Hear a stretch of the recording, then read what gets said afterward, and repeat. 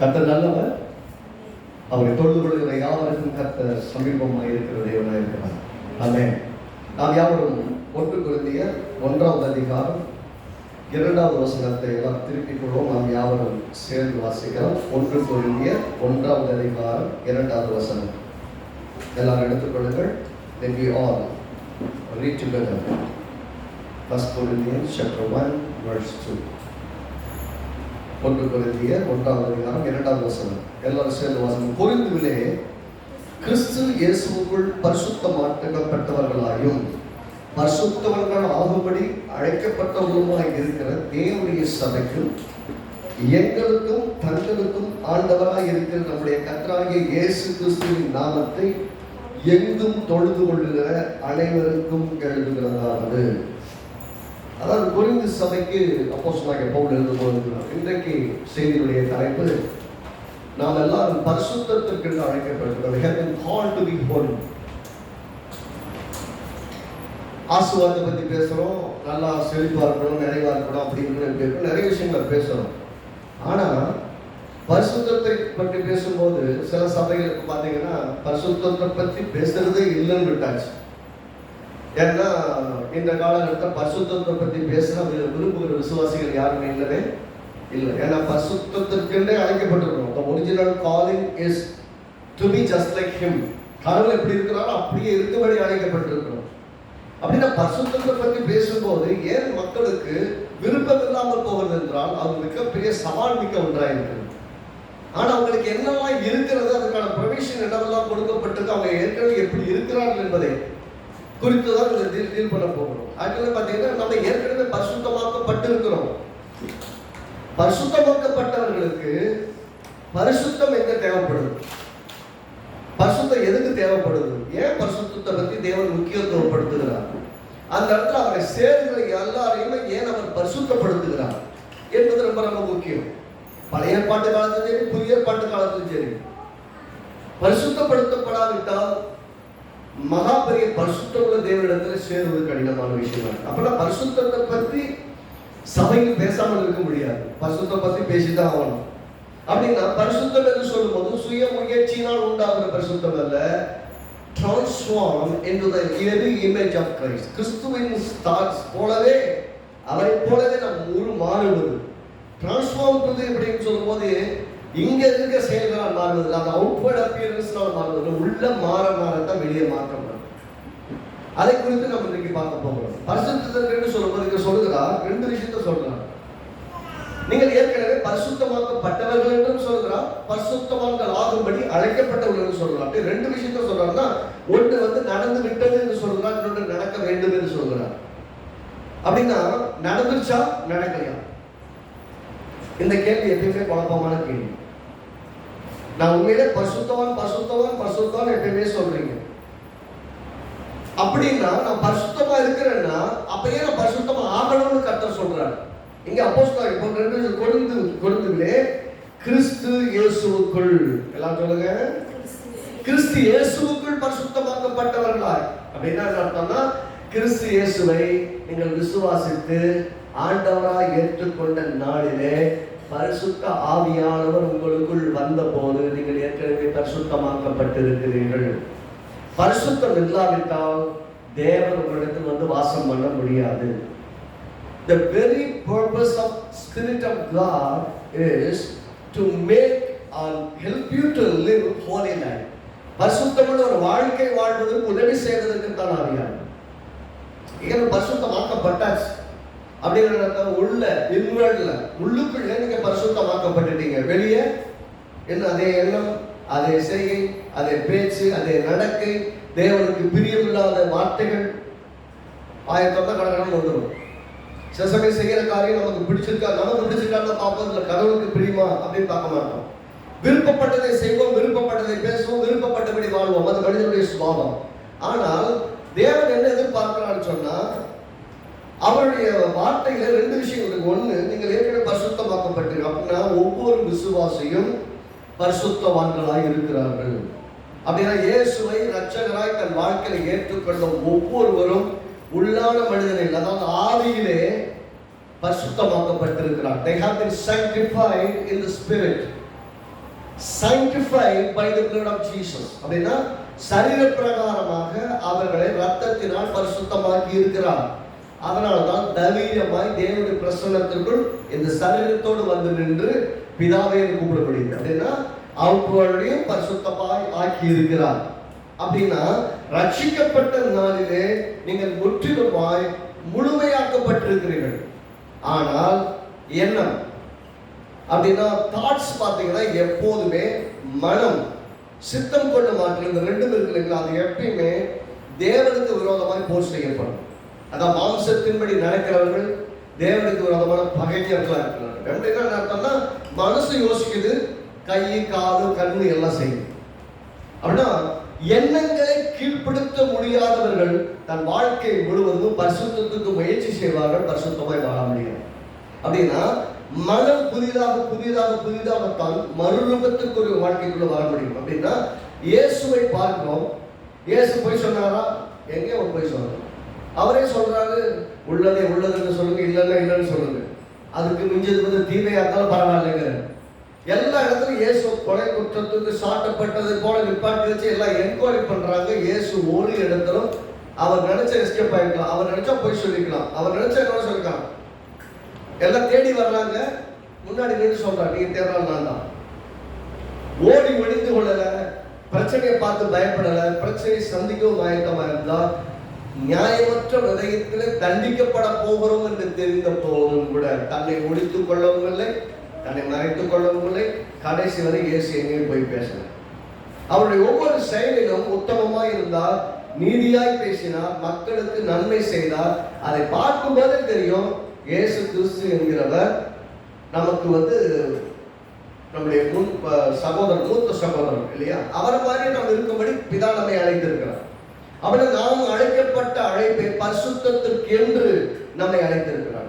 பரிசுத்தத்திற்கு என்று அழைத்திருக்கிறார். அப்படின்னா எப்படி இருக்கணும்? இயேசு மாதிரி இருக்கணும். ஆனா இயேசு மாதிரி எடுக்கிற முயற்சியில பெரும்பாலும் மக்கள் தொடர்ந்து தோற்றுக் கொண்டிருப்பதனுடைய காரணம் என்ன?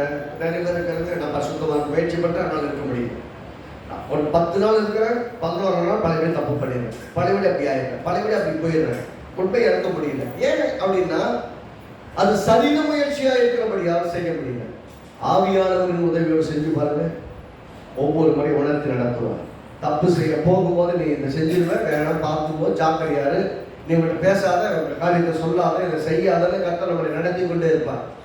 எப்ப அவர் வார்த்தைக்கு மீறி செயல்படுறோமோ அப்பதான் நம்ம செய்ய வேண்டியதை செய்யாம செய்யக்கூடாத செய்வோம். அப்படின்னா உள்ள இருக்கிற ஆவியானவர் நம்மை பரிசுத்தத்திற்கு என்று அழைத்த தேவனுடைய தேவனாகவே இருக்கிறார்.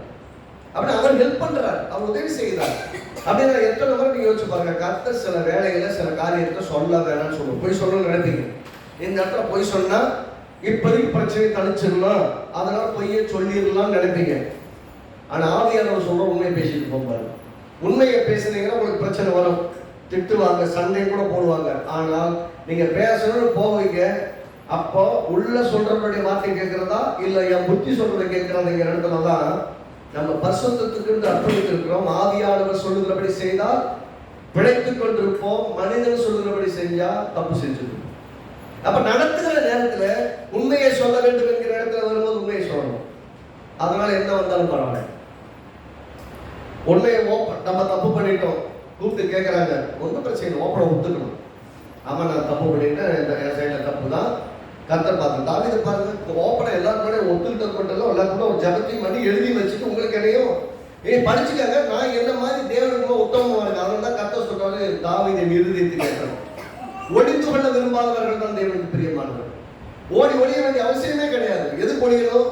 தப்பு பண்ணது உண்மை, ஆமா உண்மைதான், ஒத்துக்கிறதுக்கு தைரியம் இல்லாம ஏன் செய்யணும்?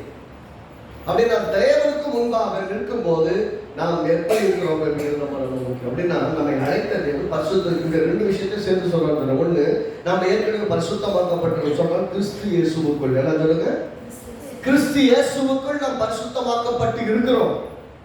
அப்படின்னா எப்படி இல்லைன்னா இயேசு கிறிஸ்துக்குள் நாம் இருக்கவே முடியாது, கிறிஸ்து நமக்குள்ள வாழவே முடியாது, ஆவியானவருக்குள் இருக்கவே முடியாது. நம்ம பரிசுத்தமா இல்லைன்னா ஒன்றை கூட நம்ம அணுக முடியாது.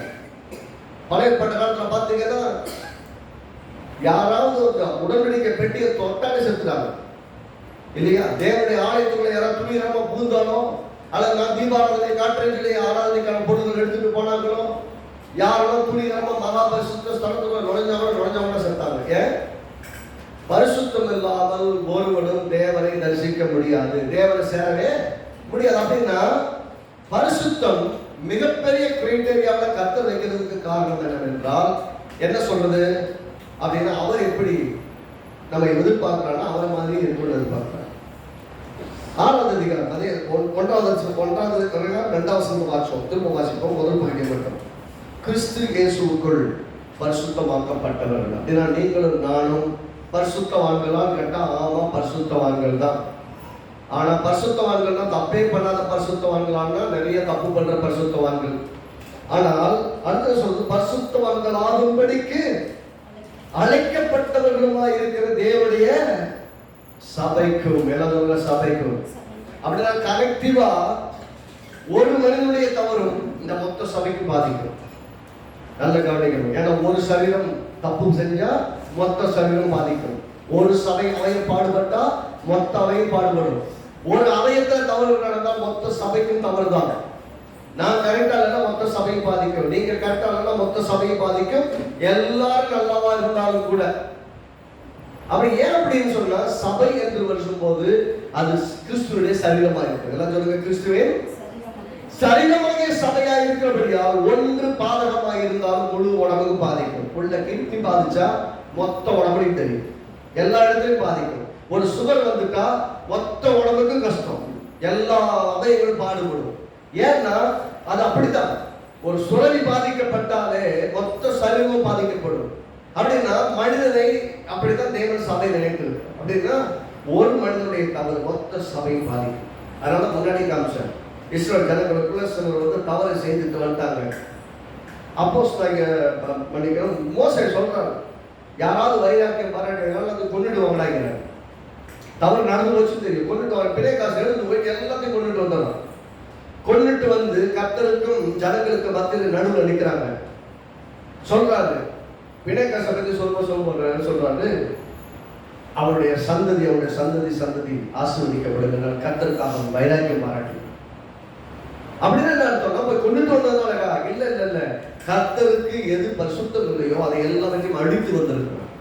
அது தேவனுக்கு பிரியமான ஒரு காரியம். அப்படின்னா ஜனங்கள் பரிசுத்தமா இருக்க வேண்டும் என்று கர்த்தர் விரும்புகிறார். அப்படின்னா என்ன அர்த்தம்னா உள்ள மட்டும் கிடையாது, அவுட்வர்ட் அப்பியரன்ஸ்லயும் லைஃப்லயும் நம்ம வேலை செய்யற இடத்துல, குடும்பத்துல, சபையில, வீட்டுல, எல்லா இடத்திலும் நாம் பரிசுத்தமா இருக்கும்படி அழைக்கப்பட்டிருக்கிறோம்.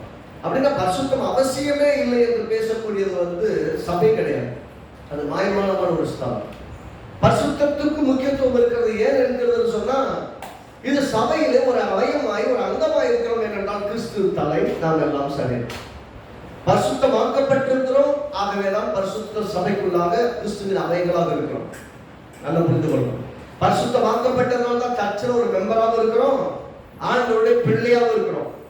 அதனாலதான் அவருடைய சரீரமாகிய சபை நினைக்கப்பட்டிருக்கிறோம். ஆனால் பரிசுத்தவான்கள் ஆகும்படி அழைக்கப்பட்டவர்கள் அர்த்தம். சபைன்னு சொல்லும் போது நாம் ஒவ்வொருவரும் தனித்தனியாக பரிசுத்தத்திற்கு அழைக்கப்பட்டிருக்கிறோம். நம்ம பரிசுத்தமாய் வாழும்படி தெரிந்து கொள்கிறோம். பரிசுத்தம் சொல்லும் போது வார்த்தையில், பேச்சில், எண்ணத்தில், செயலில், செய்கையில் எல்லாவற்றிலும் கிறிஸ்துவை பிரதிபலித்தவர்களை போல வாழ வேண்டும். அப்படின்னா கேட்டோம், இது வசனம் கேட்டோம் போதும் சந்தோஷம் அப்படி போயிட்டு நம்ம ஒரு வாழ்க்கை வாழ முடியாது. தேவனுடைய அழைப்பே ஆசீர்வாதம். என்ன சொல்லுங்க, நம்ம அழைப்பை எப்படி அவன் எப்படி அழைத்தாரு? நீ வா, உன்னை ஆசீர்வதிப்பேன், உன்னை பெரிய ஜாதியாக அழைத்தார். அழைக்கும் போது எப்படி அழைப்பு? ஆசீர்வாதத்துக்கு என்று அழைத்தார். ஆசீர்வாதம் அப்படின்னா அழைப்பே ஆசீர்வாதத்திற்கு என்றால் எதற்காகவெல்லாம் தேவன் அழைத்தாரோ அது அத்தனை நமக்கு ஆசீர்வாதம். அப்படின்னா பரிசுத்தத்திற்கு என்று நம்மை அழைத்திருந்தாலும் அது நமக்கு ஆசீர்வாதம். அப்படின்னா அழைப்பு எதுவாக இருந்தாலும், எதற்காக கர்த்தர் நம்மை அழைத்திருந்தாலும் அது எல்லாவற்றிலும் ஆசீர்வாதம் இருக்கிறபடியால் நாம் வந்து ஒரு பக்கம் பரிசுத்தமாக்கப்பட்டிருக்கிறோம். கிறிஸ்துவுக்குள் இருக்கிற நாம் சபையாக இணைந்து வந்திருக்கிறோம். நாம் எல்லாருமே பரிசுத்தமாக இருக்க வேண்டும் என்று கர்த்தர் எதிர்பார்க்கிறார். ஒவ்வொரு அவயமும் சபைக்குள் பரிசுத்தவர்கள் ஆகும்படி. அப்படின்னா எல்லாரும் தேறிட்டாங்களா? இல்ல, எல்லாரும் ப்ரொஃபஷன் பண்ணிட்டாங்களா? ப்ரொஃபஷன் கிறிஸ்டியானிட்டின்னு சொல்லுவாங்க. ப்ரொஃபஷன் கிறிஸ்டியானிட்டி என்ன அர்த்தம்னா கிறிஸ்துவுக்காக நல்லா வாழ்றேன் அப்படின்னு முயற்சி எடுத்துக்கிட்டே இருக்காங்க. அந்த ஆள் ஒரு காலத்துல ஜெயிச்சது கிடையாது. அந்த ஒரு காலத்துலயும் இப்படி சொல்றீங்க உடனே ரைட்டு சரி ப்ரொஃபஷனல் கிறிஸ்டியன் நீங்க கர்த்தருக்காக நல்லா வாழணும் பரிசுத்தமா வாழணும்னு நினைக்கிறேன். ஒரு காலத்தையும் ஜெயிச்சது இல்லைன்னு சொல்றீங்க. அப்படி ஜெயிச்சதே இல்லைன்னு சொல்லும் போது அப்புறம் ஏன் பரிசுத்தத்தை தேவன் எதிர்பார்க்கிறார்? பரிசுத்தமா நம்மளால இருக்க முடியல, தோத்துக்கிட்டே இருக்கிறோங்கிற இடத்துல ஏன் கர்த்தர் நம்மை பரிசுத்தத்திற்கு அழைத்து இருக்கிறார்? ஏன் பரிசுத்தத்தை நம்மளை பிராக்டிஸ் பண்ண சொல்றாருன்னு சொன்னீங்கன்னா, நீங்க ஒரிஜினலா எப்படி உண்டாக்கப்பட்டீங்கன்னு பாத்தீங்கன்னா அவருடைய சாயல், அவருடைய ரூபம் அப்படித்தான் அவங்களை உண்டாக்குறார். என்னாச்சு? பாவம் உங்களை கெடுத்துருச்சு. கெடுக்கப்பட்டவனால் பாவத்திலிருந்து மீட்கப்படுவதற்கு முன்பாக பரிசுத்தமாய் வாழ முடியல. இப்போ உங்களால் பரிசுத்தமாய் வாழ முடியும். ஏனென்றால் கிறிஸ்து உங்களுக்குள் இருக்கிறார். கிறிஸ்து சபையாகிய சரீரமாகிய சபையில் நீங்கள் அவைகளாக இருக்கிறீர்கள். மேலும் ஆவியானவர் உங்களுக்குள் வந்து வாழ்கிறார். ஏனென்றால் உங்களை பரிசுத்தத்திற்கு அழைத்திருக்கிறார். உங்களோடு கூட இருக்கிறார். அப்படின்னா கிறிஸ்துவை உடையவர்களாய் கிறிஸ்துவை உடையவர்களை விட இல்லாதவர்கள் அதிகமா இருக்கிறாங்க. ஏன் அதிகமா இருக்கிறாங்க? நமக்கு சந்தோஷப்படுறதுக்கு நிறைய காரணம் இருக்கு. ஏன்னா கிறிஸ்துவை உடையவர்களுக்கு சந்தோஷப்படுவதற்கு நிறைய காரணம் இருக்கு. நம்ம பரிசுத்தத்திற்கு அழைக்கப்பட்டது மட்டுமல்ல, அதுக்கு தேவையான எல்லாம் கொடுக்கப்படுது. உலகம் அப்படி நினைக்குது, ஆனா முடியல. ஒரு சிலர் என்ன பண்றாங்க, கட்டுக்கோப்பா வாழ பார்க்கறாங்க. அவங்களுக்குள்ளும் எல்லா விதமான பாதிப்புகளும் வரத்தான் செய்யுது. 6வது அதிகாரம் 1ஆம் வசனம் 1 Corinthians 6:11 வேதம் சொல்லுது பாருங்க. நம்ம முன்னால எப்படி இருந்தீங்க அப்படின்னு சொல்லிட்டு 7ஆம் வசனத்துல வரிசை சொல்லிட்டு வர, 1ஆம் வசனத்துல சொல்லிட்டு வர விசுவாசிகளுக்குள்ள எப்படி எப்படிலாம் சண்டை வருது. 6ஆம் வசனத்துல விசுவாசிகள் மத்தியில் எப்படி சண்டை, விசுவாசிகள் மத்தியில் எப்படி விபச்சாரங்கள், எல்லாரும் இதே சபையை தான் சொல்றாரு. இவ்வளவு மோசமான சபையை பார்த்து தான் கர்த்தர் சொல்றாரு. அப்போஸ்தலன் பவுல் சொல்றாரு, நீங்கள் பரிசுத்தவான்கள் எல்லாம் சொல்லுங்க. இவ்வளவு மோசமானவங்க தான். ஏன்னா விபச்சாரத்துக்கு எல்லா பேரும் பண்ணிட்டு இருக்காங்க, அதே சர்ச்சுக்குள்ள தான் இருக்கிறாங்க. ஆனா சரீரமாகிய சபைக்குள் பரிசுத்தவான்கள் ஆகும்படி நீங்கள் அழைக்கப்பட்டிருக்கீங்க. அதை மறந்துடாதீங்க, கண்ணா பின்னால் வாழாதீங்க அப்படிங்கிறத அறிவுறுத்துறாரு. சொல்லிட்டு பாருங்க 11ஆம் வசனம் பாருங்க. உங்களில் சிலர் இப்படிப்பட்டவர்களாக இருந்தீர்கள். எப்படிப்பட்டவர்களாய்? 7ஆம் வசனம் பாருங்க. நீங்கள் ஒருவரோடு ஒருவர் வழக்காடுகிற எவ்விதத்திலும் குற்றமாயிருக்கிறது. ஒருத்தருக்கு ஒருத்தர் சண்டை, சர்ச்சுக்குள்ள விசுவாசிகளுக்குள்ள சண்டை, இல்ல விசுவாசிகள் மற்ற உறவுகளோட மற்ற இடங்கள்ல சண்டை. முதல்ல தப்பு. எந்த ஆளுடைய எந்த நாளைக்கு சண்டையும் போடக்கூடாது. அப்படி சண்டையே போடுற மாதிரி ஒரு சூழ்நிலை வந்துருச்சு, கோவப்படுற சூழ்நிலை வந்தாலும் நைட்டுக்குள்ள அவங்க ஒப்புரவாயிருக்கும். நைட்டு போய் நீங்க படுக்கிறதுக்கு முன்னாடி உங்க இதயம் சமாதானமாய் ஒப்புரவாகல அப்படின்னா உங்க நித்திரை விட நிம்மதியா இருக்க. நீங்க படுத்த நிம்மதியா தூங்கவே என்ன சொல்றாரு, நீங்கள் ஒருவரோடு வழக்காடுகிறது எவ்விதத்திலும் குற்றமா இருக்கிறது. நல்லா சொல்லுங்க, எவ்விதத்திலும் குற்றம், அது தப்பு. அப்படின்னா சண்டை போடலாமா? சண்டை போடக்கூடாது. சண்டை போட வேண்டிய நிர்பந்தம் வந்துருச்சு. ஏதோ ஒரு காலகட்டத்தில் வார்த்தை முத்திருச்சு, ஒரு மாதிரி பேசிட்டீங்க. என்ன செய்யணும்? நல்ல விசுவாசிக்கு அடையாளம் இமிடியேட்டா ரெக்கன்சல் ஆகுது, இமிடியேட்டா ஒப்புரவாயிருது. மன்னிச்சுக்கங்க, நான் தெரியாம பேசிட்டேன், எனக்கு செய்யல தப்பு, அதனால நீங்க அந்த விஷயம் மனசுல வச்சுக்காதீங்க. பேசுற வார்த்தையுடைய காயம் மாறுமா? உங்களுக்கு மாறாது. பேசிக்கணும். பேசுற வார்த்தையின் காயம் மாறாது. ஆனா அதே நேரத்தில் மன்னிக்கிற நியாயத்தமா இருக்கணும். என்னன்னா ஏராளமான மன்னிப்பை பெற்றிருக்கிறோம். ஏசு நம்மளை மன்னிக்காம போயிருந்தா நம்ம பண்ண எல்லாத்தையும் சேர்ந்து எல்லாம் கூட்டி கழிச்சு கணக்கு பார்த்து கொடுத்தா நமக்கு என்ன ஆகுது? நம்ம பண்ண அத்தனை தவறுகளையும் இன்றைக்கு வரைக்கும் கிருபையாய் மன்னித்திருக்கிறார். நிறைய மன்னிப்பை பெற்ற நாம் மன்னிக்கவும் கடனாளியாக இருக்கிறோம். அடுத்த வசனம் அதை தொடர்ந்து வாசி. அப்படி செய்கிறதை விட நீங்கள் ஏன் அநியாயத்தை சகித்துக் கொள்கிறதில்லை? நீங்க ஏன் வாக்குவாதம் பண்றீங்க? ஏன் அநியாயம் நடக்கும்போது சகிக்கிறது இல்லை?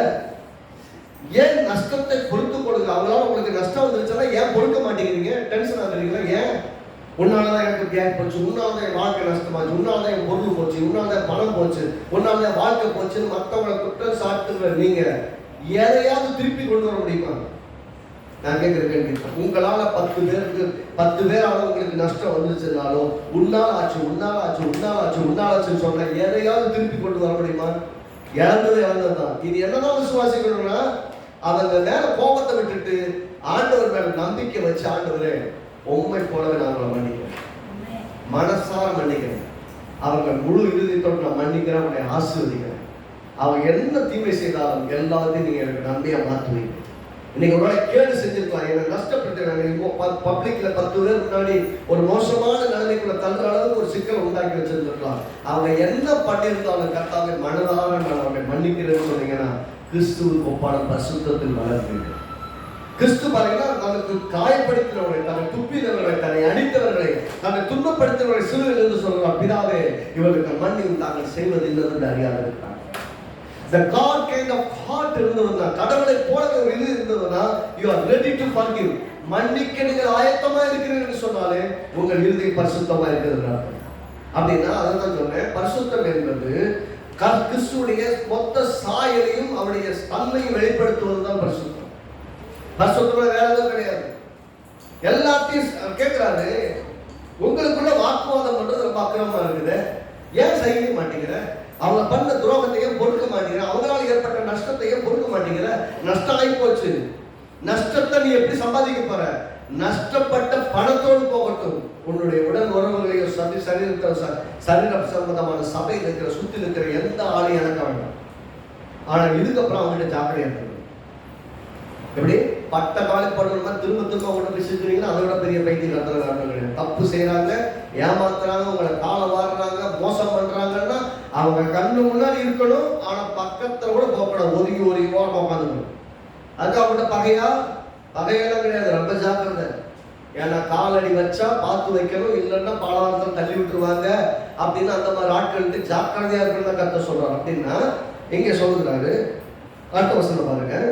ஒண்ணு வழக்காடுறது என்ன பண்றது, நீ போராட்டம் பண்றதை விட விட்டு நஷ்டத்தை பொறுத்துக் கொள்வதில்லையே அப்படி கேட்கிறாரு. அடுத்து 8ஆம் வசனம், நீங்களே அநியாயம் செய்கிறீர்கள், நஷ்டப்படுகிறீர்கள், சகோதரரும் அப்படி செய்கிறீர்களே, நீங்களே அநியாயம் செய்கிறீர்கள், நஷ்டப்படுகிறீர்கள். என்ன சொல்ல வர்றாருன்னா, நீங்க தான் அநியாயம் பண்ணீங்க, நீங்க தான் நஷ்டப்பட்டீங்க. அப்படின்னா மனுஷனை நம்பணும், நீங்களே அநியாயமா போய் மாட்டிக்கூடாது. ஏமாத்துறாங்கன்னு தெரிஞ்சும் ஒவ்வொருத்தரையும் திரும்ப திரும்ப ஏமாத்த உங்களை விட ஏமாறி வேற யாரும் இருக்கும். உங்களை வஞ்சிக்கிறாங்க, ஒவ்வொரு முறையும் உங்களை ஏமாத்துறாங்க, டிசைனா ஏமாத்துவாங்க. இப்ப ஏமாத்துறதுலாம் பல டெக்னிக் வச்சிருக்காங்க, பல டெக்னிக்ல ஏமாத்துவாங்க. நீங்க திரும்ப திரும்ப ஏமாத்தா யார் அநியாயம் பண்றது? நீங்களும் அவங்களா?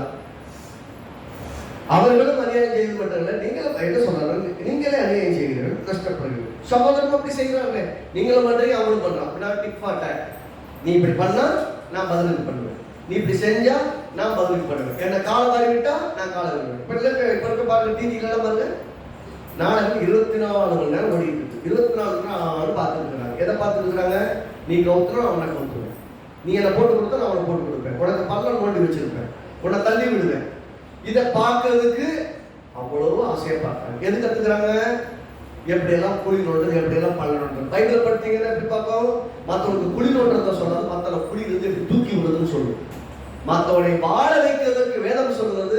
ஆனா உலகம் என்ன சொல்றது, மற்றவனை எப்படி மற்றவங்க பண்ற எல்லா சூழ்ச்சியும் எப்படி எஸ்கேப் ஆகலாம், இல்ல மற்றவங்க பண்ற எல்லா டெக்னிக்கா என்னமோ பண்ணி வைப்பாங்க, எல்லாத்தையும் எஸ்கேப் ஆகிட்டே வருவாங்க. இல்ல ஒவ்வொன்றும் போய் நெடுதோடி மாட்டிக்கிட்டு கஷ்டப்படுவாங்க. அப்ப இவங்க பள்ளம் தோண்டவங்களே ஒரு நாள் மாட்டிக்குவாங்க. அந்த பள்ளங்கள் இவங்க தோண்டி வச்சு முடியாமலே விழுவாங்க. அப்ப பாத்தீங்கன்னா பார்த்தா மாட்டிக்கிட்ட பார்த்தியா, அவன் தோண்ட முடியும் அதே மாட்டிக்கிட்டா. இதுக்கு தான் நான் எதிர்பார்த்தேன், அத்தனை வாரம் வெயிட் பண்ணதுக்கு அவன் ஒரு நாள் புரிந்து விழுந்து பார்க்கறது.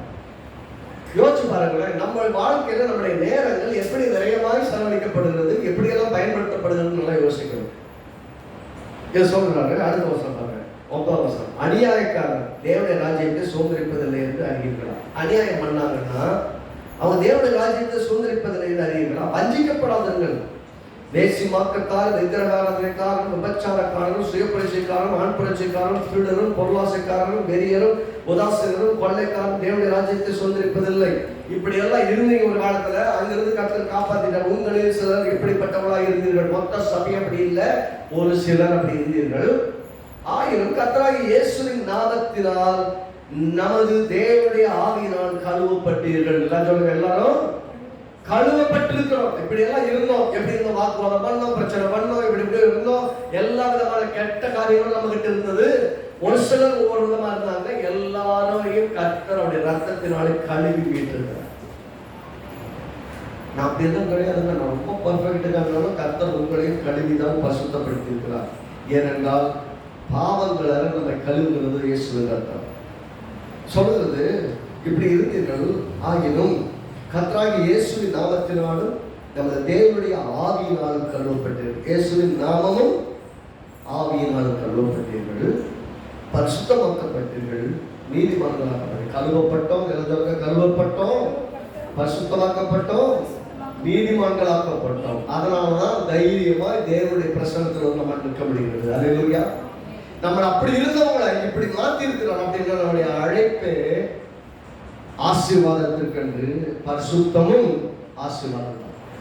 ஏனென்றால் it transforms us into the very image of Christ.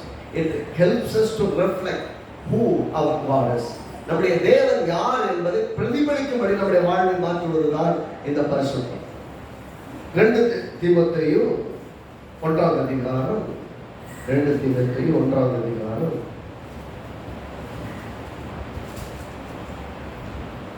9ஆம் வசனம். எல்லாரும் சேர்ந்து வாசிங்க. 1 தீமோத்தேயு 1ஆம் அதிகாரம் 9ஆம் வசனம், பக்கம் 291, பேஜ் 291. எல்லாரும் எடுத்துக்கொள்ள சேர்ந்து வாசிப்போம். அவர் நம்முடைய கிரிகளின்படி நம்ம ரட்சிக்காமல் தம்முடைய தீர்மானத்தின்படியும் ஆதி காலம் முதல் கிறிஸ்து இயேசுவுக்குள் நமக்கு அருளப்பட்ட கிருபையின்படியும் நம்மை ரட்சித்து பரிசுத்த அழைப்பினாலே அழைத்தார். எல்லாம் சொல்லுங்க, பரிசுத்த அழைப்பினாலே அழைத்தார். நம்முடைய கிரிகளின்படி என்ன, நாம் என்ன செஞ்சோம் அடிப்படையில் கிடையாது. எதனால? கிருபையினால். நமக்கு அருளப்பட்ட கிறிஸ்து இயேசுவுக்குள் நமக்கு அருளப்பட்ட கிருபையின்படியும் நம்மை ரட்சித்து பரிசுத்த அழைப்பினால் அழைத்தார். கிறிஸ்துவுக்குள் கிருபையினால் தான் பாவ மன்னிப்பிலிருந்து ரட்சிப்பு, பாவ மன்னிப்பிலிருந்து பாவத்திலிருந்து பரிசுத்தம், கிருபையாக எல்லாம் கிடைக்கப்பட்டது. கிருபையில கிடைக்கப்பட்டது. கிருபையில கிடைச்சதை வச்சு நம்ம கிரியில் ஒன்றும் பண்ண முடியாது. அப்படின்னா நம்ம ஒன்றை புரிந்து கொள்ள வேண்டும், நம்ம ஏற்கனவே பரிசுத்தமாக்கப்பட்டு இருக்கிறோம். பரிசுத்தமாக்கப்பட்டவர்கள் பரிசுத்தமாய் வாழும்படி அழைக்கப்பட்டிருக்கிறோம். இப்ப பரிசுத்தமாக்கப்பட்டவர்கள் என்னன்னா, கழுவி விட்டுட்டோம். உதாரணம் சொல்றேன், உங்க பிள்ளை போய் சேர்த்து விளையாண்டு வருது. விளையாண்டு வந்த பிள்ளைய நீங்க தண்ணியெல்லாம் ஊற்றி கழுவிட்டு நல்லா ட்ரெஸ்ஸை போட்டு விட்டு நீங்க சொல்றீங்க, இனிமேல் என்ன பண்ணக்கூடாது, சேர்த்துல போய் விளையாட கூடாது, இந்த அழுக்காக்கிற கூடாது, நீ பத்திரமா இது வீட்டுக்குள்ள விளையாடுன்னு சொல்றீங்க. திரும்பவும் அதே சேர்த்தோட போய் அந்த பிள்ளை போய் சாக்கடையில போய் விளையாடுது, இல்லை சேர்த்துல போய் விளையாடுது, திரும்பவும் அழுக்காக்கிட்டு வருது. என்ன பண்ணுவீங்க? அப்படியே அந்த பிள்ளை விட்டுருவீங்களா? என்ன சொல்லியிருக்கு அந்த பிள்ளைகிட்ட? நீ வெளியில போய் விளையாடாத, மீண்டும் சேர்த்து விளையாடாத, உன்னை அழுக்காக்கிக்காதன்னு சொல்றீங்க. சொன்னதுக்கு அப்புறம் அந்த பிள்ளை போய் தவறா போய் செய்யுது. நீங்க என்ன பண்றீங்க? பழையபடி அந்த பிள்ளையை குளிப்பாட்டி புது வேற ட்ரெஸ்ஸை மாற்றி விடுறீங்க. இப்பவும் சொல்றீங்க, திரும்ப போயிட்டு சேர்த்து விளையாடக்கூடாது, வீட்டுக்குள்ளே தான் இருக்கணும், உன்னை நீ தேவையில்லாம அழுக்காக்கிக்காதன்னு சொல்லி கொடுக்குறீங்க. திரும்பவும் அந்த பிள்ளை போகுதுன்னு வச்சுக்கோங்க. நீங்க என்ன பண்ணுவீங்க? உங்களுக்கு கோபம் ஒன்று சொல்லி பார்ப்பீங்க, அப்புறம் சாப்பிட்ட பார்ப்பீங்க. அது நம்ம மனுஷங்க, ரைட்டா? சரீர பிரகாரமான தகப்பன்மா சரீரத்தில் தண்டனை கொடுக்கிறார்கள். 2 பரம் எடுத்து, இல்லாட்டி பெல்ட் எடுத்து, இல்லாட்டி ஒரு குச்சி எடுத்து 4 வார்த்தை வாங்கி, இல்லை கையில் கூட அடிச்சிடறாங்க. அடிச்சுட்டு இனிமேல் வெளியே போனோம்னா பார்த்துக்கொண்டு ஓன்னு அழுதுட்டு உட்காந்துருக்கோம். ஆனால் ஆதிக்குரிய தகப்பனா செய்வது இவர் எங்க அடிக்க முடியும்? வார்த்தையை கொண்டு நம்முடைய உள்ளத்தில் சிரிச்சிக்கணும். உள்ள பார்த்தீங்கன்னா நீங்கள் ரெஸ்ட்லெஸ்ஸாக இருப்பீங்க. தப்பு பண்ணதுக்கு அப்புறமா நம்மளை கல்வி சுத்திக்கிறதுக்கு அப்புறம் அவங்க எப்படி போய் நிற்பீங்கன்னா, அன்றவர் இத்தனை முறை என்னை சுத்தம் பண்ணியும் நான் திரும்ப திரும்ப தப்பு பண்ணுறேன், எனக்கு உதவி செய்யுங்க, நான் உங்களுக்கு உண்மையாக இருக்கு, உங்களுக்காக வாழ எனக்கு உதவி செய்யுங்கன்னு போய் நிற்பீங்க. அதுதான் வித்தியாசமே. பாவம் செய்யணும், சந்தோஷமா ஒரு கூட்டம் செஞ்சுட்டு இருக்கோம். ஆனால் கர்த்தருக்குள்ள வாழ்றவங்க துணிகரமாய் பாவம் செய்வதில்லை. ஒருவேளை தவறி செய்து விட்டால் உள்ளே இருக்கிற ஆவி, நம்முடைய ஆவி குற்ற உணர்வு நான் இருக்கிறோம். எப்போ போய் நம்ம அறிக்கையிட்டு ஒப்புரவாகி கழுவப்பட்டு மீண்டும் சுத்திகரிக்கப்படுகிறோமோ அப்போதான் நம்முடைய மனசு நிம்மதியாகும். ஆனா நம்ம செஞ்ச தவறுகள் நம்ம வாழ்நாள் முழுவதும் தொடரும். ஒவ்வொரு நாளும் மனசை பாதிச்சுக்கிட்டே இருக்கும். ஏன்னா தப்பு பண்ணது நம்ம உள்ள தெரியும், நம்ம மனசுக்கு தெரியும், நாம தப்பு பண்ணோம்னு தெரியும். அதை எங்கேயும் ஒழிக்க முடியாது, ஏமாற்ற முடியாது. நமக்கு அந்த பாதிப்பு இருந்துக்கிட்டே எத்தனை பேருக்கு அது விளங்குது இல்லையா? தப்பு பண்ணிட்டா அது தொடர்ந்து மனசை உறுத்திட்டே இருக்கும். பாருங்க, கடவுள்கிட்ட வருவோம், தைரியமா பரிசுத்தமாயிருவோம், நல்லா இருப்போம். ஆனா எப்பயாவது ஜெபம் பண்ணிட்டு இருக்கும்போது, இல்லை எதையாவது யோசிச்சுட்டு இருக்கும்போது திடீர்னு ஞாபகம், அன்னைக்கு இப்படி எல்லாம் பண்ணி வச்சுக்கோங்க. அது வந்த உடனே பார்த்தீங்கன்னா மொத்தமாவே பலன் நடந்த மாதிரி ஆயிடும். ஆனால் நீங்க கர்த்தருடைய பரிசுத்தமாக்கி இருக்கிறார், உங்களை நீதிகரித்திருக்கிறார். அவருடைய சாயலுக்கு மறுமை நீங்கள் மன்னிக்கப்பட்டிருக்கிறீர்கள். உங்கள் பாவங்கள் கழுவி இருக்கிறார். நிச்சயம் வந்து சொன்னால் தைரியமாக இவருடைய கிருபாசனத்தை இருப்பீர்கள். இதை சொல்லுறாரு, கிருபையின்படி நம்மை ரட்சித்து பரிசுத்த அழைக்கிறார். அவர் கிருபையை அவர் ரட்சித்தார், ஆனால் பரிசுத்தமாய் வாழும்படி நம்ம நினைத்திருக்கிறார். அப்படின்னா பரிசுத்தத்தை விட்டுட்டு நீங்க கிறிஸ்துவ வாழ்க்கை வாழ முடியாது. எப்படி வேணுமா வாழுவேன், ஆனா நான் கர்த்தருக்குள்ளதான் இருக்கிறேன்னு சொன்னீங்கன்னா மீட்கப்பட்டாச்சு, கழுவப்பட்டாச்சு, ஆனால் வாழும்படி அழைக்கப்பட்டிருக்கு. அதனால வேதம் சொல்றது, இன்னும் நான் சீக்கிரமாய் வருகிறேன், அவனுடைய கிரியைக்கு தக்க பலன் என்னோட வரும். அப்படின்னா நீங்க வாழ்ற இந்த வாழ்க்கையினுடைய பலன், நான் கர்த்தருக்காக வாழ்றேன், எனக்கு என்ன பலன் கிடைக்கும் அப்படின்னு கேட்டீங்கன்னா, நீங்க வாழ்வதனுடைய பலன்களை கர்த்தர் கொடுப்பான். ஆர்கியூ பண்ணீங்க, வாக்குவாதம் பண்ணீங்க, சண்டை போட்டீங்க, நீங்க இதுவரைக்கும் யோசிச்சு பாருங்க, நீங்க சண்டை போட்டு எத்தனை சாதிச்சீங்க, எத்தனை காரியங்களை மாற்றிட்டீங்க, எத்தனை சூழலை மாத்திட்டீங்க. எல்லாத்தையும் நான் சொல்றேன், சண்டை போட்ட எல்லாரும் இழந்துதான் இருக்கணும். உண்மையா சொல்லணும், நீங்க சண்டை போட்டு பாருங்க, நீங்க இழந்துட்டு தான் இருப்பீங்க. கோபப்பட்டு பாருங்க, பிரிவினையை யோசிச்சு பாருங்க, வேண்டாம் வேண்டாம் யோசிச்சு பாருங்க, உங்களை விட்டுட்டு எல்லாரும் ஒதுங்கி இருப்பாங்க, எல்லாரும் தூரமா இருப்பாங்க, நீங்க யாரோடையும் இருக்க முடியாது. அதனாலதான் எப்பயுமே சொல்லுவேன், என் குடும்பத்தில் இருக்கவங்க சரி, வெளியும் சரி, எல்லாத்தையும் சரி, யாரு மேலே எனக்கு எந்த விதமான கசப்போ வைரக்குமே கிடையாது அப்படின்னு சொல்றேன். ஏன் அப்படின்னு சொன்னா, எனக்கு ஒரே ஒருத்தர் எதிரி. எப்பயுமே என்னை சுத்தி இருக்கிற யாருமே எனக்கு எதிரி கிடையாது, என் எதிராளி கூட எனக்கு எதிரி கிடையாது. எனக்கு எல்லாரும் கற்றுக் கொடுத்திருக்கிறார். என்னை பகைத்த போது, என்னை நிறுத்த போது, என்னை கைவிட்ட போது கர்த்தர் இருக்கிறார் என்பதை அறிந்து கொள்ள உதவி செய்திருக்கார். அவங்க கிடையாது, என் தேவன் இருக்கிறார். இவங்களால நான் பிழைக்க போற கர்த்தரை பிழைக்க வைப்பார். யாரை நம்பி நான் வாழ வேண்டிய அவசியம் கிடையாது, கர்த்தரை தூக்கி நிறுத்துவார். இவங்க எல்லாம் உதவி செஞ்சாங்கன்னு சொல்லி என் வாழ்நாள் முழுவதும் என்னை குறித்து பெருமை பாராட்டாதபடி ஒருத்தரையும் பக்கத்துல சேர்க்காம தனியா வச்சு வாழ வச்சுட்டு இருக்கிறாரு. அவர் பெரியவர்னு எப்பயும் சொல்றாங்க. அதனால மத்தவங்களை பத்தி நான் வருத்தப்படுறதில்ல, மத்தவங்க எல்லாம் சொல்றாங்க வைக்கப்படுறதில்ல. மத்தவங்க எவ்வளவு பண்ணாலும் சரி, எவ்வளவு துரோகம் பண்ணியிருந்தாலும் சரி, எவ்வளவு என்ன தப்பா சொல்லி என்னை பகைச்சிருந்தாலும் சரி, எனக்கு எதை பத்தி கவலையே கிடையாது. என் உள்ளம் கர்த்தருக்கு முன்பாக உத்தமமா இருக்கு. நான் ஒரு தப்பு பண்ணேன், என் இருதயம் கர்த்தருக்கு முன்பாக இருக்குதுன்னு சொன்னா நான் எப்பயுமே சசமே சொல்லுவேன், நான் கையை வைத்து தைரியமா சொல்லுவேன், யார் எனக்கு பகையாக கிடையாது, யாருக்கு நான் துரோகம் பண்ணுவேன்.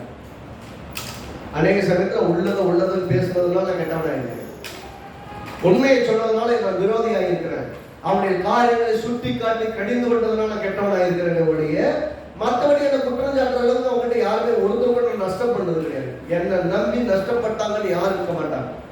நஷ்டப்பட மாட்டது இல்லை, நான் கூட நஷ்டப்படுவேன், யாரையும் நஷ்டப்பட வர மாட்டேன். அப்படி நஷ்டப்படலாம் தெரிஞ்சு அதை காம்பன்சேட் பண்றது நல்லா கொடுத்துடலாமா தான் யோசிப்பேன் ஒழிய என்னால் ஒருவர் கூட நான் உன்னால நஷ்டப்பட்டேன்னு சொல்றது கூடவே மாட்டேன். ஏனென்றால் என் தேவன் அப்படி என்னை போதித்திருக்கிறார். நான் ஆண்டவரால் போதிக்கப்பட்டிருக்கேன், அவரால் நடத்தப்படுறேன். ஆகவே பற்றி நான் கடவுளுக்கு முன்னாடி ஒவ்வொரு நாள் நான் மனதளவில் தேவனுக்கு முன்பு நிற்கும் போது என் உள்ளத்துல வந்து ஒரு தெளிவு இருக்கும், நான் தேவனுக்கு விரோதமான எந்த இடத்துல இல்லை, யாரை நான் பகைக்கல, யாரோட சண்டை போட்டல, யாரோட வாக்குவாதம் இல்லை. இது வரைக்கும் சொல்றேங்க, என் கூட சண்டை போட்டு என்னை பகைத்து ஒருத்தர் கூட எனக்கு எதிராளி கிடையாது. ஒவ்வொரு நாளும் அவனுக்காக நான் ஜெபம் பண்ணிடுவேன், ஆண்டவரோட ஒப்புரவாயிரும், எல்லாரும் சமாதானம் ஆயிடும். நான் போனேன்னா எப்போ இப்பயும் பார்த்தீங்கன்னா எத்தனையோ சொல்லி வச்சிருந்தாலும் கேஷுவலா போவேன், எல்லாத்தையும் என்ன எப்படி இருக்கீங்க, எல்லாத்தையும் கேஷுவலா பேசி நான் வந்துட்டே இருப்பேன். ஏன் இதுவும் கரெக்டாக இருக்கு, யாரை பத்தி எனக்கு வருத்தம் கிடையாது, யாரை பத்தி எனக்கு வந்து கோவம் கிடையாது. அவன் கோவப்பட்டா நான் பிரச்சனை, என் இறுதியும் குற்றமும் என் இறுதியும் குற்றவாளி என்னை தீர்த்தாலும் தப்பு. அப்படின்னா கிறிஸ்துவுக்குள் மன்னிக்க அறிந்திருக்கணும், மன்னிக்க கடனாளிகளா இருக்கிறோம். ஏன்னா ஏராளமாக கற்று நம்மை மன்னித்திருக்கிறான். மன்னிக்க ஆயத்தமா இல்லாதவன் நான் சொல்லுவேன் ஆண்டவருடைய பிள்ளைகள். தப்பா புரிந்து கொள்றது, தப்பா நினைச்சுக்கிறது, ஒருவர் இப்படிதான் செஞ்சு போக நேரில் கட்ட வேண்டியதுன்னு நேர்ல கூப்பிட்டு இது பிரச்சனை உங்களை பத்தி நான் அப்படி நினைக்கிறேன், உண்மையா பொய்யா நேர்ல கேட்டீங்கன்னா எல்லா விஷயமும் முடிஞ்சது. ஏன்னா அவங்க சில காரியத்தை செஞ்சிருப்பாங்க, அது நேர்ல கட்டலாமே, இல்ல அதை சகித்து கொண்டு போயிடலாமே. நஷ்டமே ஏற்பட்ட கூட பரவாயில்ல, நஷ்டமாயி போச்சு. அதை சகித்துக் கொள்ள முடியாவிட்டால் நமக்கு ஆண்டவருடைய பிள்ளைகள் என்று சொல்லிக் கொள்ள கூட தகுதி இல்லாதவர்களாக இருக்கும். அப்படின்னா நஷ்டங்கள் ஏற்படுகிறது, பிரச்சனை ஏற்படுகிறது, நம்மை குறித்து தவறாக பேசுகிறார்கள், நமக்கு உலகமா என்னென்னமோ பண்றாங்க, யாருக்கு என்னென்னமோ சொல்லி வைக்கிறாங்க, எல்லாம் சொல்லட்டும். உங்களை குறித்து மொத்த பேருமே தப்பா நினைத்தாலும் சரி கவலைப்படாதீங்க. உங்களோட கூட கர்த்தர் இருக்கிற வரைக்கும் உங்க முழு உலகமே பரிசுத்தினாலும் கர்த்தர் உங்களை பரிசுத்தம் இருப்பார். எத்தனை பேர் உங்களை குற்றம் சாட்டாங்கன்னு யோசிக்க வேண்டியது. இங்க கிறிஸ்து இயேசுவுக்கு நாம் பரிசுத்தமாக்கப்பட்டு இருக்கிறோம். சபைக்குள்ளாக பரிசுத்தமாகும்படியாக அழைக்கப்பட்டவளை இணைக்கப்பட்டிருக்கிறோம். அப்படி இணைக்கப்பட்ட நாம் ஒருவருடைய பரிசுத்தத்திற்காக ஜெபிக்கணும். சபைக்குள்ள அன்றைய சபைக்குள்ள தவறான காரியங்களும் சபை விசுவாசிகளுக்குள்ள தவறான எண்ணங்களும் செயல்களும் வெளிப்படாதபடிக்கு காத்துக்கொள்கிற சபைக்காக, ஊழியக்காரர்களுக்காக, ஊழியக்காரிக்காக, ஒவ்வொரு எல்லா சபைகளுக்காக நாம் ஜெபிக்க வேண்டியது நம்முடைய கடமையா இருக்கிறது. நாம ஜபம் பண்ணாம போறதுனாலதான் எல்லா இடத்துலும் வாக்குவாதம், எல்லா இடத்துலும் பிரிவினை, எல்லாரும் சபைக்கு வராமல் இருக்கிறது, எல்லாரும் சம்பந்தம் இல்லாம காரணமே இருக்காது, எங்கேயோ தனியா நிற்பாங்க. அவங்களுக்கு இந்த ஆலயத்துக்கு சம்பந்தமே இல்லைன்னு மாதிரி நிற்பாங்க. அவங்க இந்த ஆலயத்தில் இருக்காங்க, இந்த விஷயம் அவங்களுக்கு உணராது, உணர்வுல எழுதியுமே வராது. காரணம் என்னவென்றால் நாம் எல்லாம் சேர்ந்து ஜெபிக்க வேண்டிய நம்முடைய கடமையும் இருக்கிறது. அவர்கள் தங்களுடைய காரியத்தை உணர்ந்து கொண்டு தேவனிடத்தில் ரெஃப்ளெக்ட் திரும்ப வரணும்னாலே நாம் அவர்களுக்காக, சபைக்காக, நம்ம அவைகளுக்காக ஜெபிக்க வேண்டியதுடைய கடமையா இருக்கு. அப்படின்னா பரிசுத்தத்திற்கு அழைக்கப்பட்டிருக்கோம்னா நாம் பரிசுத்தமா இருக்கிறீங்க மட்டும் முக்கியம் இல்லை, என்னோடு கூட இணைந்த அத்தனையும் பரிசுத்தமாக்கப்படும். என்ன சொல்றாரு? பலிபீடத்தில் தொடுகிற எல்லாம் பரிசுத்தமாகும். பலிபீடத்தில் தொடுற எல்லாம் பரிசுத்தமாகும். அப்படின்னா பலி செலுத்தப்படும் இடம் யாரெல்லாம் வந்து அதிகனாலும் அங்கெல்லாம் பரிசுத்தமாக்கப்படும். இந்த இடத்துல வரும்போது நான் சொல்றேன், நீங்க எந்த நிலைமையில வந்தாலும் கர்த்தராகிய இயேசு கிறிஸ்துவின் ரத்தம் உங்களை சுத்திகரிக்கும். அதனாலதான் நீங்க சரீரமாக இணைக்கப்பட்டிருக்கீங்க. ஆனால் வாழ்க்கை முழுவதும் அதை நடைமுறைப்படுத்த, ஒவ்வொரு காலகட்டத்திலும் நடைமுறைப்படுத்த, ஒவ்வொரு சூழலையும் நடைமுறைப்படுத்தணும். அதனால பார்த்தீங்கன்னா 7ஆம் வசனத்தை சொல்றாரு, 1 தீமோத்தேயு 1:7 தேவனுக்கு பயமுள்ள ஆவி ஏற்படாமல், எல்லாம் சொல்லுங்க, பயப்படும்படியான ஒரு ஆவி ஏற்படாமல் பலமும் அன்பும் தெளிந்த புத்தியும் உள்ள ஆவியே நமக்கு கொடுத்தார். எல்லாம் சொல்லுங்க, பலமும் அன்பும் தெளிந்த புத்தி உள்ள ஆவி. அப்படின்னா பெர்ஃபெக்ட் மைண்ட், பலம் இருக்கிறது, அன்பு இருக்கிறது, தெளிந்த புத்தி இருக்கிறது. அப்படி இருந்தா நீங்க ரேஷனலா திங்க் பண்ணுவீங்க, தப்பா யோசிக்க மாட்டீங்க. எபிரேயர் எழுதின நிருபம் 10வது அதிகாரம், எபிரேயர் எழுதின நிருபம் 10வது அதிகாரம். இது பார்த்தீங்கன்னா சிறப்பாக இந்த வார்த்தை சொல்லுது. நீங்க ஏற்கனவே பரிசுத்தமாக்கப்பட்டிருக்கிறீர்கள், பரிசுத்தத்திற்கு அழைத்திருக்கிறார், ஆனால் பரிசுத்தமாக்கப்பட்டிருக்கிறீர்கள் என்று வேதம் ரொம்ப கிளீனா சொல்லுகிறது. எல்லாரும் எடுத்துக்கொள்ளும் 10வது அதிகாரம் 10வது வசனம். எல்லாரும் எடுத்துக்கொள்ள சேர்ந்து வாசிக்கலாமா? 10வது அதிகாரம் 10வது வசனம். இயேசு கிறிஸ்துவின் சரீரம் ஒரே தரம் பலியிடப்பட்டதினாலே அந்த சித்தத்தின்படி நாம் பரிசுத்தமாக்கப்பட்டிருக்கோம். எல்லாரும் நான் பரிசுத்தமாக்கப்பட்டிருக்கிறேன், நான் பரிசுத்தமாக்கப்பட்டிருக்கிறேன். இயேசு கிறிஸ்துவின் சரீரம் எப்பொழுது பலியிடப்பட்டதோ அன்றைக்கே நாம் கிறிஸ்து இயேசுக்குள் பரிசுத்தமாக்கப்பட்டிருக்கிறோம். பரிசுத்தம் என்பது நாம் பிரயாசப்பட்டதினால் வந்ததல்ல, அது நமக்கு கொடுக்கப்பட்டது.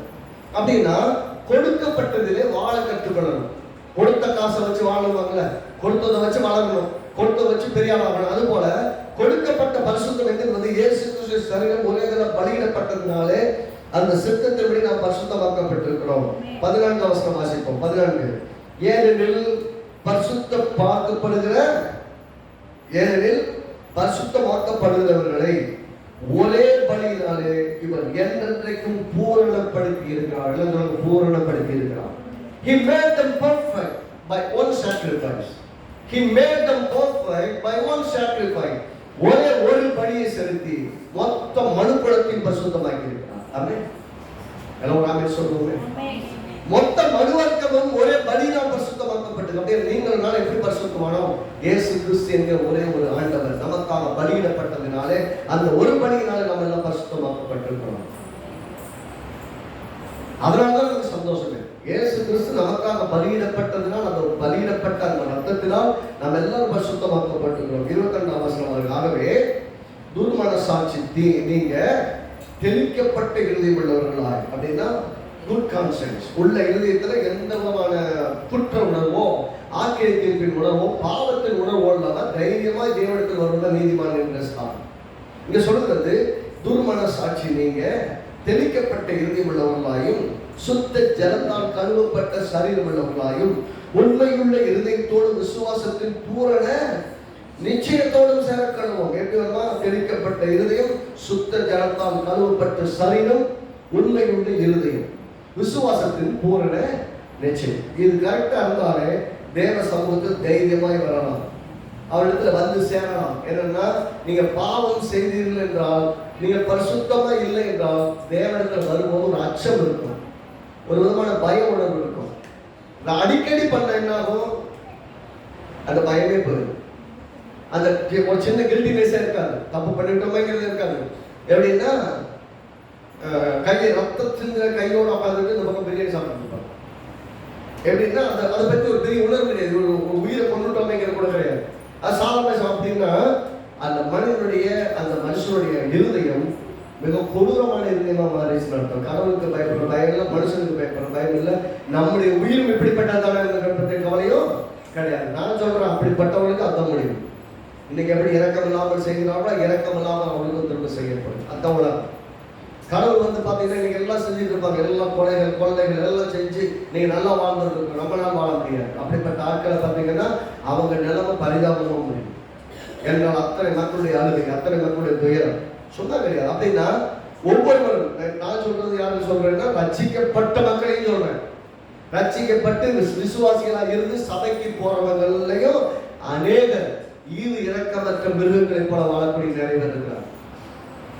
யோசிக்கவே மாட்டாங்க. நம்ம வெளியே பற்றி பேச வேணாம், உள்ள இருக்கவங்க. என்னை பொறுத்த வரைக்கும் நான் நிறைய பேரை பார்த்துருக்கிறேன். ஆண்டவரை அறியாதவர்கள், இயேசுவை ரட்சகராக ஏற்றுக்கொள்ளாதவர்கள் எத்தனையோ நல்ல மனிதர்கள் இருக்கிறாங்க உலகத்தில். அவங்களால நான் வாழ்க்கையில் நான் சந்திச்சிருக்கிறேன். ஏன்னா எவ்வளவு ஜெனினா இருக்க முடியுமான்னு நானே ஆச்சரியப்பட்டேன். ஒரு கிறிஸ்தவனாக இருந்தாலும் கூட கிறிஸ்துவுக்குள்ள இருக்கிறோம், கிறிஸ்துவின் ஆவியானவர் இருக்கிறாரு, எல்லாம் இருந்து நம்மை பரிசுத்தமாக்கிட்டு பரிசுத்தமாய் வாழ்வதற்கு உதவி கொடுத்துருக்கிறவங்க வாழ முடியல. அவங்க கர்த்தருடைய ஆவியானவர் கிடையாது, கர்த்தர் கூட கிடையாது, ஆனாலும் நல்லா வாழ்றாங்க. அப்படின்னா யார் அர்த்தம்? எங்க பிரச்சனை? இருதயம் தான் பிரச்சனை. நம்ம இருதயம் கரெக்டாக இருந்ததுன்னா வாழ்க்கை முறை கரெக்டாக இருக்கும், செயல் கரெக்டாக இருக்கும், எண்ணம் கரெக்டாக இருக்கும். எண்ணமும் செயலும் சரியா இருந்தா கிறிஸ்துவுக்கு உள்ள இருக்கவனுக்கு கிறிஸ்துவுக்கு வெளியே இருக்கவனுக்கு வித்தியாசம் இருக்காது. என்ன ஒரே ஒரு வித்தியாசம், நாம் எல்லாரும் கிறிஸ்துவுக்குள் பரிசுத்தமாக்கப்பட்டிருக்கிறோம், பரலோகத்துக்கு போய் கொண்டிருக்கிறோம். அவன் நல்லா வாழ்றாங்க, கிறிஸ்துவர்களை விட நல்லா வாழ்றாங்க. ஆனால் பரலோகத்திற்கு நியமிக்கப்பட்டவர்கள் அல்ல, இன்றைக்கும் தேவனை அறியாதவர்களாகவும் இன்றைக்கும் மரித்தாலும் பரலோகத்துக்கு போகிறவங்களாங்க இல்லை. அதான் வித்தியாசம். அப்புறம் இயேசுவை ஏற்றுக்கொண்டவர்களுக்கு என்ன பாக்கியம்னு சொன்னா, கிறிஸ்துவுக்குள் மரித்தவர்கள் பாக்கியம். அவன் தேவனோடு இருப்பாங்க. கிறிஸ்துவுக்கு வெளியே இருக்கவங்க இன்னைக்கு நல்லா வாழலாம், நம்ம செடினா இருக்கலாம், நம்ம பர்ஃபெக்டா இருக்கலாம், ஒரு தப்பு பண்ணாதவங்க நல்லா இருக்கலாம், நல்லா பேசலாம், எல்லாரோட நல்லா மெயின்டைன் பண்ணலாம், எல்லா விஷயத்தையும் சகித்துக் கொள்கிற நல்ல மனமுடையவர்களா இருக்கலாம். ஆனால் இயேசுவை ரட்சகராக ஏற்றுக்கொள்ளாதவர்கள் இன்றைக்கும் இந்த உலகத்தினுடைய பாவத்தின் சாபத்திற்கு உட்பட்டவர்களாக தான் இருக்கிறார். அப்படின்னா கர்த்தருடைய பரிசுத்தத்தை விரும்பி கர்த்தரிடத்தில் வந்து இயேசு கிறிஸ்துவுக்கு உள் வந்து அவரால் பரிசுத்தமாக்கப்படாவிட்டால், ஒரே படியினால் முழு உலகத்தையும் பரிசுத்தமாக்கிறவர்கள் வரலன்னா அவன் பரிசுத்தமாக்கப்பட முடியாது. நல்ல உள்ளுக்குள்ள நல்லவங்க, ஆனால் ஆவியில மறித்தவர்கள். Spiritually they are dead, yet physically they are living a glorious and virtual life. நல்ல விஷயம் இருக்கு, நல்ல குணாதிசயங்கள் இருக்கு பிசிக்கல் லைஃப்ல, ஆனா ஸ்பிரிச்சுவல் லைஃப்ல செத்து கிடக்கிறாங்க. அவ்வளவுதான் வித்தியாசம். They don't know God and they don't know the real God who has created them. அவரை உருவாக்கியவர் யார் என்று தெரியாதனால ஏதோ வாழ்றாங்க. ஆனால் நல்லா வாழ்றாங்க, நல்லா இருக்காங்க, நல்லா பேசுறாங்க, நல்லா செயல்படுறாங்க, நன்மைகள் செய்யறாங்க. அதனால தான் சொல்றது சுவிசேஷம் என்பது நல்லா இருக்கவங்களுக்கு நல்லா இல்லாதவங்களுக்காங்கிறது இல்லை, ரட்சிக்கப்பட்டவங்களும் இல்லைங்கிறது. அதாவது பாவத்தை மறித்து கிடக்கிறோமோ உயிரோடு இருக்கிறோமா. அப்ப ரட்சிப்புங்கிறதே நம்ம இருதயத்தை பரிசுத்தமாக்காவிட்டால், வழியினால் பரிசுத்தமாக்காவிட்டால், ரத்தத்தினால் சுத்திகரிக்கப்படாவிட்டால் நீதிமான்கள் ஆக்கப்பட முடியாது, தேவனிடத்தில் வரவே முடியாது. அப்படின்னா கடவுள்கிட்ட வரணும்னாலே நாம் சுத்திகரிக்கப்பட்டால் தான் வரவே முடியும்.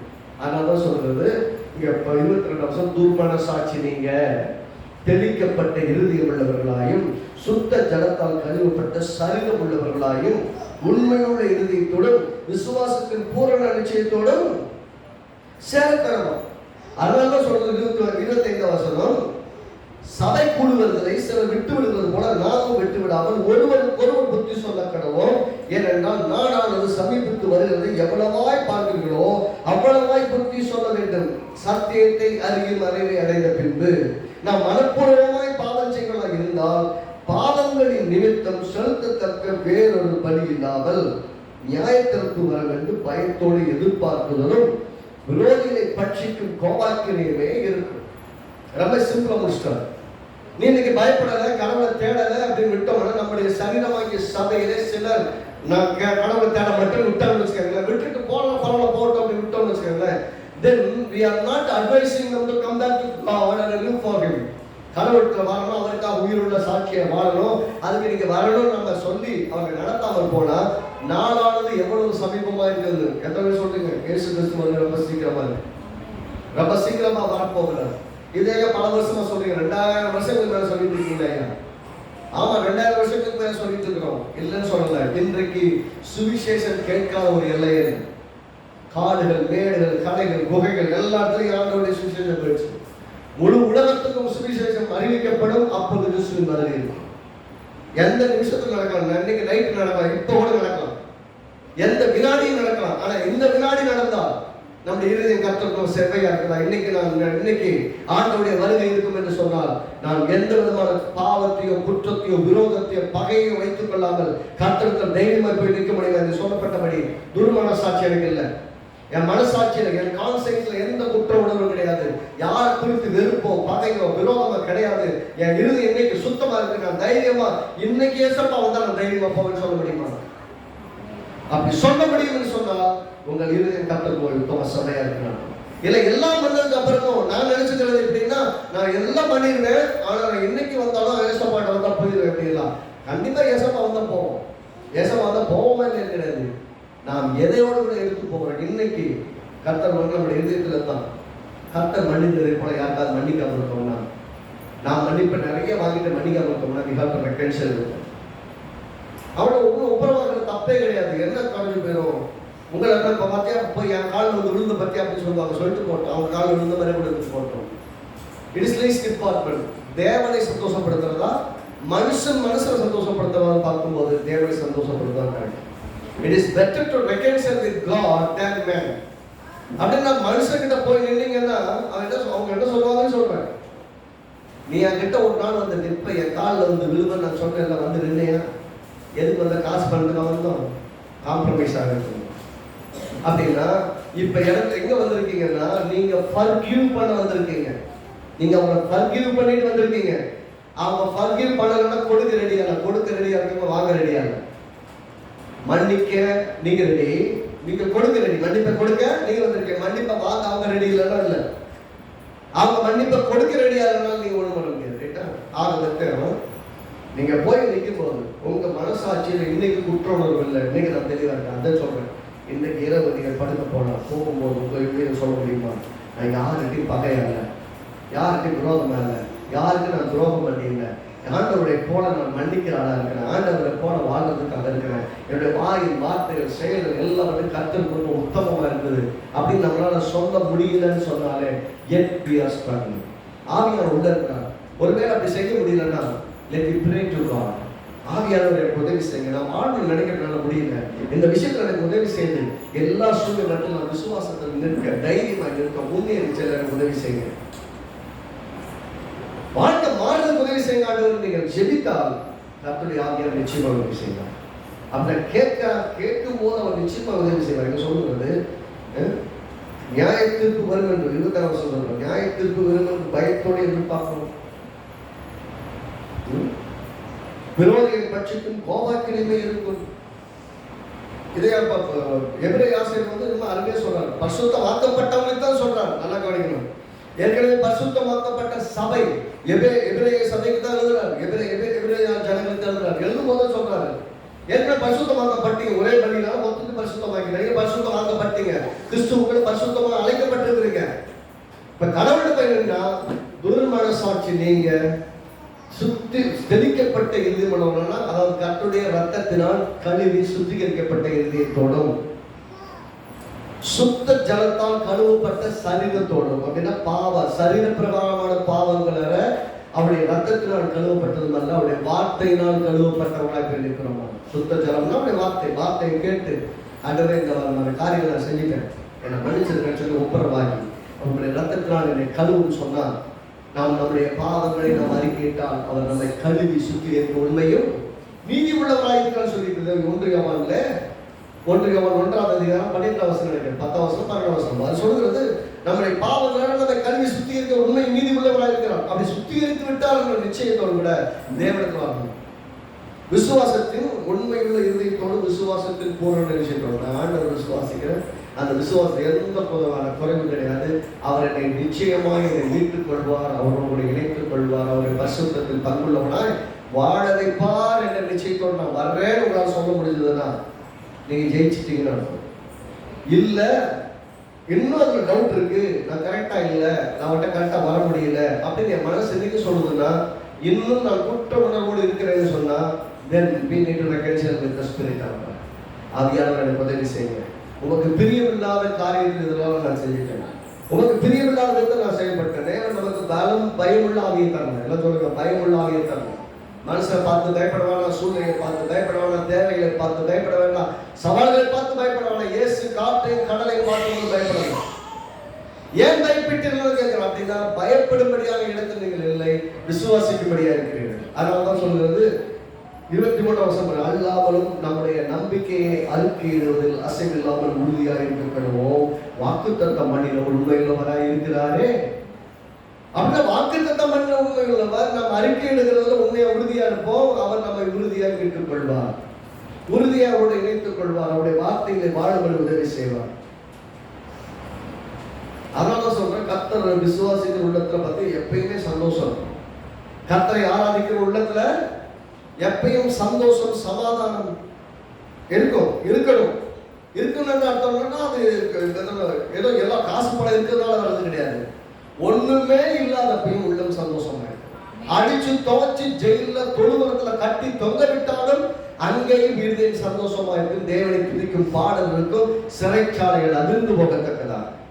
அப்படின்னா அர்த்தம்னா ஒரு சூழ்நிலைகள் உன்னை கட்டுப்படுத்துன்னு சொன்னா உன் இறுதியும் தெளிவாக அர்த்தம். அப்படின்னா இது எது சார்ந்ததுன்னு சொல்றேன்னா, பரிசுத்தத்துக்கும் இதெல்லாம் எங்க ரிலேட் ஆகுதுன்னு சொன்னீங்கன்னா, தேவன் எப்படி இந்த பூமியில் வாழ்ந்து காட்டினாரோ அப்படி நீங்களும் நாங்கள் அழைக்கப்பட்டிருக்கோம். வாழ்வுக்காக பரிசுத்தமாக்கப்பட்டிருக்கிறோம், அந்த பரிசுத்த வாழ்வுக்காக அழைக்கப்பட்டிருக்கிறோம். அப்படி ஆக்குனவர் ஒருத்தனை ஒன்ஸ் சாட்டிஃபைட் எவர் சாட்டிஃபைட் இல்லைன்னு நான் சொல்லலாம்.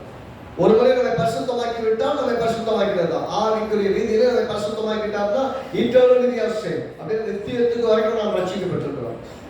ஆனால் இந்த உலக வாழ்க்கையிலே அந்த பரிசுத்தத்திற்கு ஏதுவான வாழ்க்கையில் நான் எப்படி வாழ்கிறேனோ எல்லாவற்றுக்கும் எனக்கு பலன் இருக்குது.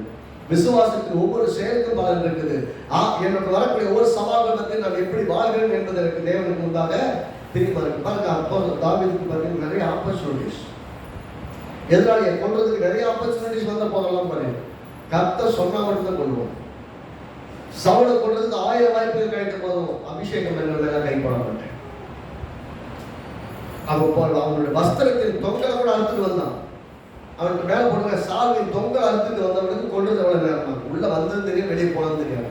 அவ்வளவு வர தெரிஞ்சவனுக்கு அப்பையும் தொங்கலை அறுத்துட்டு சொல்றான், ஒரு தொங்கலப்பா இல்லை அது அறுத்துட்டு போயிடும், இதோ பாரு என்கிட்ட அப்படின்னா உன் உயிர் எங்க இருந்தோம் உனக்கு நான் இறக்க மாட்டேன். ஆனா பாருங்க, கடைசி வரை சவுல் மன்னிக்க ரெடியாது.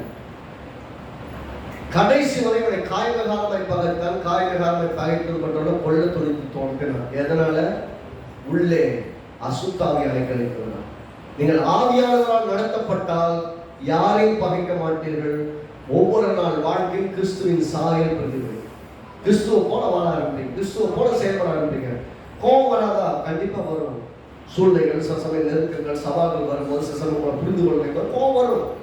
ஆனால் கோபப்பட்டு கோபத்திலே வாழ முடியாது. we have to come out. இமிடியேட்டா கடவுள்கிட்ட ஒப்புரவாயிடணும். தப்பு பண்ணிட்டேன்னு இமிடியேட்டா ஒப்புரவாயிங்க சத்தமாக கேட்டாலும் கூட நான் சொல்றது என்னன்னா, எவ்வளவு சீக்கிரமாக ஒப்புரவாங்க அவ்வளவு சீக்கிரம். ஏனென்றால் நம்முடைய இருதயம் கடினப்பட்டு பாறையான இருதயத்தை போல நம்ம இருதயத்தில் ஆவியான வேலை செய்ய முடியாது. அப்புறம் நம்ம இருதயம் எப்போதுமே மன்னிக்க ஆயத்தமா இருக்கணும், பயப்படாமல் வாழ ஆயத்தமா இருக்கணும். சூழ்நிலத்தில் எதிர்த்து நின்று முன்னேறி செல்ல நாம் அழைக்கப்பட்டிருக்கிறோம். அப்படின்னா நம்மை அழைத்தது பரிசுத்தமாய் வாழ்வதற்கு அழைத்திருக்கிறார். ஒரு முறை பரிசுத்தமாக்கிட்டு போதும்பா இதோட வா பரலோகத்தில் சேர்ந்துக்கலாம் அப்படின்னு கிடையாது. அதை ஒரு முறை சுத்திகரித்தது நம்முடைய ஆவியை சுத்திகரித்து விட்டார், சரீரத்தை பாவங்களை கழுவி விட்டார். அன்னைக்கு டேட்ல நம்மளுடைய வாழ்க்கையில எந்த பாவங்கள் வராமல் பழைய நல்ல ரெக்கார்டையும் கிளீன் பண்ணிட்டு புது ரெக்கார்டை கிரியேட் பண்ணிட்டார். அப்படின்னா பழையவர்கள் எல்லாம் ஒழிந்து போயிட்டு எல்லாம் புரியுது, இப்போ பிராண்ட் நியூ மேன். ஆனால் அதுக்கப்புறம் அதே ஆள் முன்ன செஞ்ச தப்பு திரும்ப செய்யலாம், முன்ன செஞ்ச தவறுகளையும் முன்ன இப்ப செய்யலாம், முன்ன செஞ்ச கோபம், விரோதம், வெள்ளப்பாக, கெட்ட காரியம் எல்லாம் இப்பயும் நடக்குது. அப்படின்னா ரட்சிக்கப்பட்டாச்சு, ஒருமுறை கழுவப்பட்டாச்சு, ஆண்டவருடைய சபையில இணைக்கப்பட்டாச்சு, அப்புறமும் தப்பு பண்றான். அப்படின்னா பாவத்திலிருந்து மீட்கப்பட்டு கழுவி சுத்திகரிக்கப்பட்ட மீண்டும் மீண்டும் பாவம் செய்யும் போது கூட அவன் எதற்காக அழைக்கப்பட்டிருக்கான் நினைப்படுறது என்னன்னா, நான் பரிசுத்தமாய் வாழும்படி அழைக்கப்பட்டிருக்கேன். I cannot live anymore and the same situation. நான் வாழ்ந்து கொண்டிருக்க அதே நிலையிலே என்றைக்கும் வாழ முடியாது. நான் கடவுளுக்கு முன்பாக வந்து உத்தமமாய் நிற்கவும், என் இருதயம் கர்த்தருக்கு முன்பாய் உத்தமமாய் ஆயத்தமாய் வந்து நிற்கவும் ஆயத்தமா இருக்கணும். அதுக்கு என் இருதயம் சுத்திகரிக்கப்பட வேண்டும், என் எண்ணம் வாழ்க்கை முறை சுத்திகரிக்கப்படணும். அதற்கு தேவனிடத்தில் நான் வந்து நிற்கணுங்கிற எண்ணம் செயல் நமக்கு இருக்கணும். சங்கீதம் 16:11 வாசிப்போம். அடுத்த வாரத்தில் இதுல 2வது பகுதியை நாம் தொடருவோம். இதுல அடுத்த வாரத்தில் சில முக்கியமான காரியங்களை பார்க்க போகிறோம். சங்கீதங்களின் புஸ்தகம் 16வது சங்கீதம் 11வது வசனம். எல்லாரும் சங்கீதம் 16:11 நாம் வாசிப்போம். வாசித்து நிறைவு செய்வோம். ஜீவ மார்க்கத்தை எனக்கு தெரியப்படுத்துவி, உங்களுடைய சமூகத்தில் பரிபூரண ஆனந்தமும் உங்களுடைய வலது வாசத்தில் நித்திய பேரின்பமும் உண்டு. திரும்ப சொல்ல வாசிப்போம். ஜீவ மார்க்கத்தை எனக்கு தெரியப்படுத்தினேன், உங்களுடைய சமூகத்தில் பரிபூரண ஆனந்தமும் உங்களுடைய வலது வாசத்தில் நித்திய பேரின்பமும் உண்டு. 8வது வசனத்தை வாசிக்கலாம். என்ன சொல்றாரு? கர்த்தரை எப்பொழுதும் எனக்கு முன்பாக வைத்திருக்கிறேன், அவர் என் வலது வாசத்தில் இருக்கிறபடியால் நான் அசைக்கப்படுவதில்லை. ஆகையால் என் இருதயம் பூரித்தது, என் மகிமை கழிவுள்ளது, என் மாம்சமும் நம்பிக்கையோடு தங்கி இருக்கும்.